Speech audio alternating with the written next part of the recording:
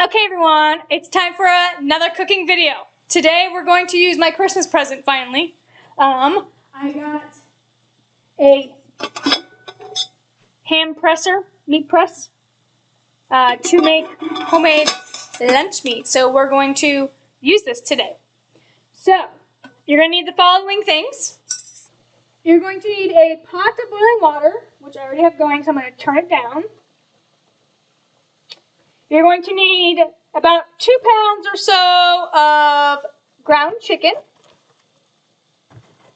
a bowl to put it in, sea salt, other seasonings if you want. I'm going to use this, a cracked garlic pepper. We like this one.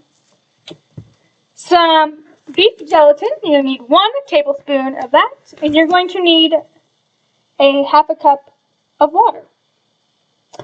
So, what we're going to do is we're going to take this chicken and put it in this bowl.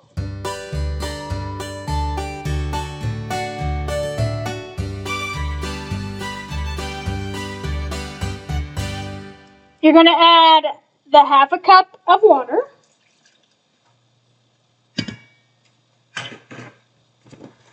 A tablespoon of beef gelatin.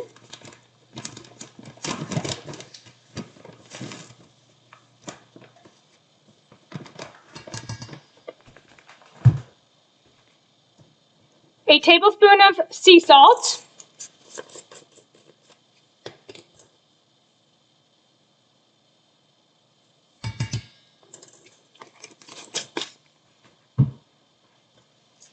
And a little bit of this.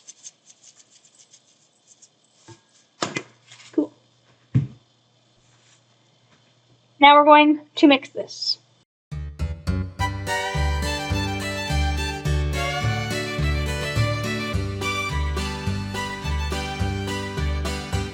Okay, so now you're going to take your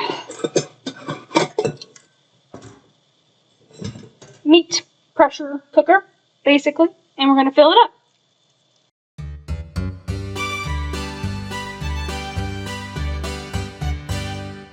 Take this,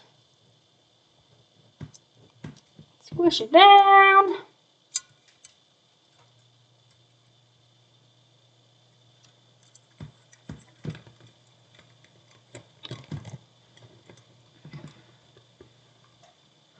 Okay.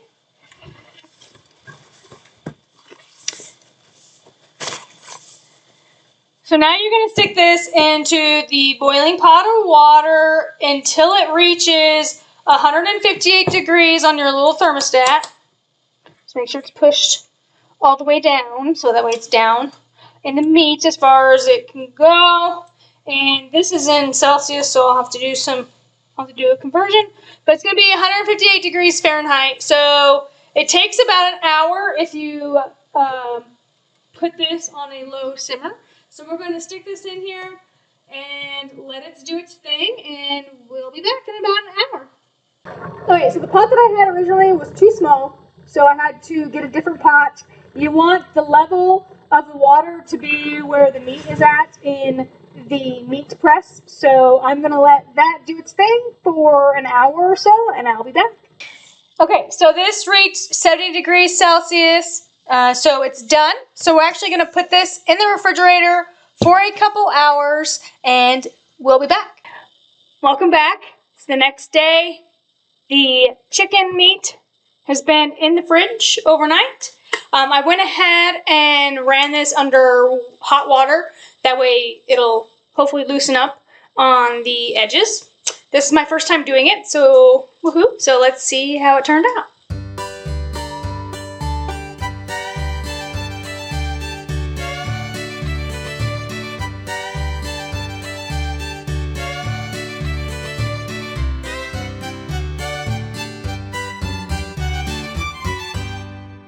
So it looked like a lot of the gelatin came out.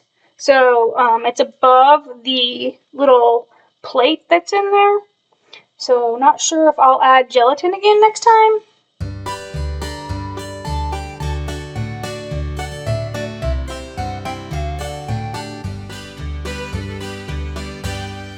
Okay, so it looks similar to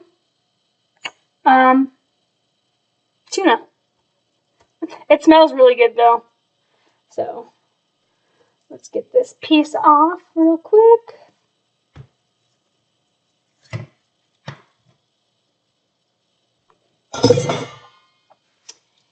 So I'm actually going to cut this into thicker slices because I'm actually going to fry it on the pan with some of my eggs and make like a chicken patty egg sandwich this morning for breakfast. So I'm just going to go ahead and cut these into thicker slices.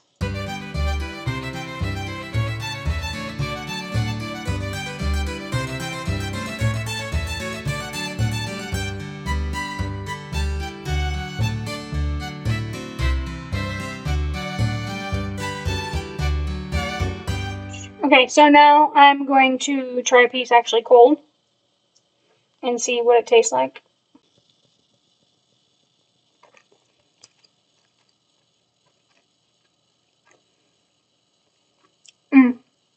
That is really good. The salt's good. Probably a little bit more, but it's a good salty taste. The pepper and stuff, probably a little bit more of that seasoning if you're eating pepper and stuff like that on your carnivore lifestyle. But this is going to be perfect for making my egg sandwiches. And I do have a meat slicer, so I'm going to make this again, and I will get that out, and I'm going to slice it into thinner slices to make actual chicken meat, or chicken deli meat, that's what I'm trying to say. But since we don't eat regular sandwiches anymore, and I don't eat cheese, because normally I roll up my deli meat in cheese, like I put cream cheese on it and then I roll it up. I might actually, I don't know if I will cut it up or not. I think I might just leave it like this. I'm going to try it this morning with my eggs and pan fry it and make a chicken egg sandwich and see how that goes. And I might just keep it this way because, one, it's easy. I can slice it with a knife. And I don't have to get my meat slicer out just to slice this and make it a mess. So I am all about keeping things simple and easy. If you would like to go above and beyond, you can thinly slice this, like super thin as your meat slicer will go. And you can actually put this in the oven and bake it and make crisp chicken crisps, which I might do that part. That way I have something crunchy. But for right now, I'm just going to leave it thick like this, like a sausage patty almost, and I am going to pan fry it. So there you guys have it. That's how you can make your own deli meat. I will put a link in the description below for the meat press that you guys can find on Amazon.